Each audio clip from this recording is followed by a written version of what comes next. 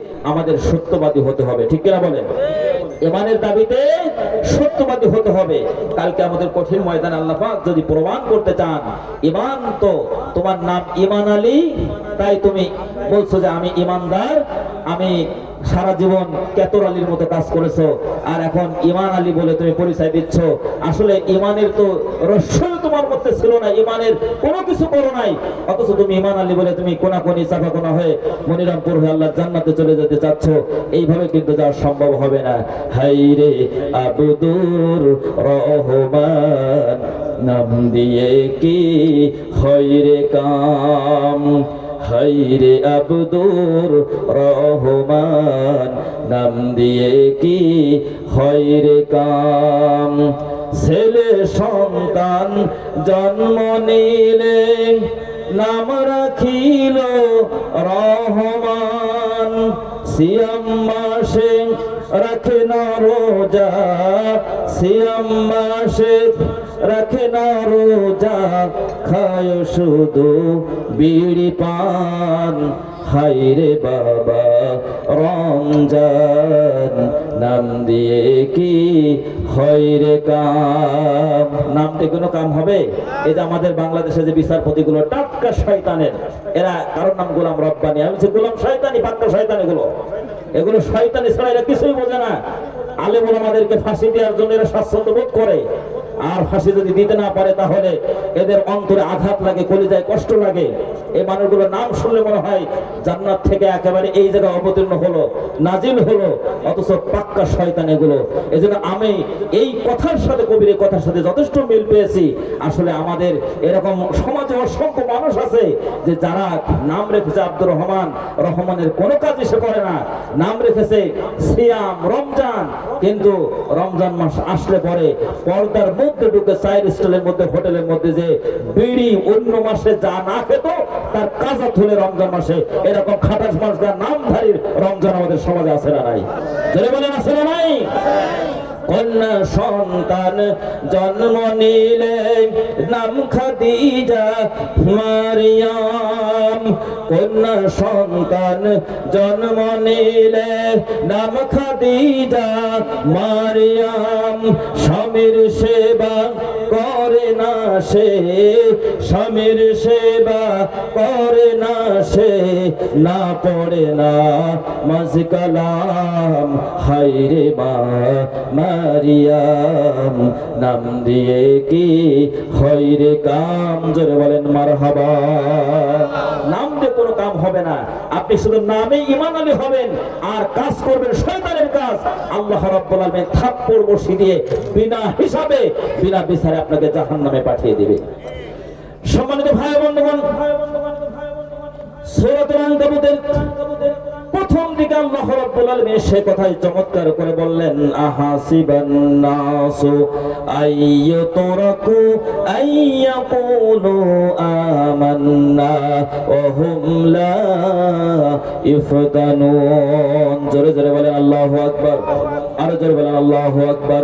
আল্লাহ রাব্বুল আলামিন বলেন, তোমরা কি মনে করেছো যে তোমাদেরকে এমনিতেই জান্নাত দিয়ে দেওয়া হবে অথচ পরীক্ষা করা হবে না? তোমরা কি এটা মনে করে বসে আছো যে তোমাদেরকে জান্নাত দেওয়া হবে, অথচ ইমানের দাবিতে দাবি করেছো ঠিকই, কিন্তু ইমানের কোনো পরীক্ষা তোমাদের উপরে আসলো না? আল্লাহ রাব্বুল আলামিন বলেন, ইমানের দাবিতে শুধু পরীক্ষা আমি তোমাদেরকে নিব না, তোমাদের পূর্বে যারাই ইমানের দাবি করেছে, ইমানের পথে জীবন পরিচালনা করেছে, আমি আল্লাহ রাব্বুল আলামিন তাদের উপরে পরীক্ষা নিয়েছিলাম। ওয়ালাকাদ ফাতান্নাল্লাযীনা মিন ক্বাবলিহিম ফালা ইয়া'লামান্নাল্লাহুল্লাযীনা সাদাকু ওয়ালা ইয়া'লামান্নাল কাযিবিন। আল্লাহ রাব্বুল আলামিন দেখে নিতে চান ইমানের দাবিতে তোমাদের মধ্যে কে সত্যবাদী আর কে মিথ্যাবাদী। আল্লাহ রাব্বুল আলামিন সেটা তোমাদের মধ্য থেকে প্রমাণ করে নিতে চান। সম্মানিত ভাই বন্ধুগণ, এই জন্য ইমানের দাবিতে সত্যবাদী হওয়ার জন্য ছোট হোক বড় হোক যেমন পরীক্ষা আমাদের সামনে আসুক না কেন, ভয় পেলে চলবে না। টায়ার বাস্ট হয়েছে আর আপনি ভয়ে একেবারে আপনিও বাস্ট হয়ে গেছেন, ব্যাঙ আপনার মধ্যে ছেড়ে দেওয়া হয়েছে, ব্যাঙের ভয়ে এমন লাফালাফি শুরু করে দিয়েছেন, ব্যাঙ কেমন লাফাতে পারে, আপনি এত ভীতু সন্ত্রস্ত হয়ে গেছেন, ব্যাঙের চেয়ে বেশি লাফালাফি শুরু করে দিয়েছেন। এমন ভীতু মানুষ আমাদের সমাজে আছে না নাই? সম্মানিত ভাই বন্ধুগণ, দেখেন ইমানের দাবি কেমন শক্তিশালী ছিল। যুগে যুগে নবী এবং তাদের অনুসৃত জীবন পরিচালনা যারা করেছে তাদের উপরে পরীক্ষা এসেছে, তারা পরীক্ষায় শতভাগ তারা উত্তীর্ণ হয়েছেন, গোল্ডেন প্লাস পেয়েছেন। দেখেন না, বনি ইসরায়েলের হয়ে পরীক্ষা এসেছে, সামনে নীল নদের পিছনে ফেরাউনের বাহিনী। কথা শুনতেছেন? কথা শুনতেছেন?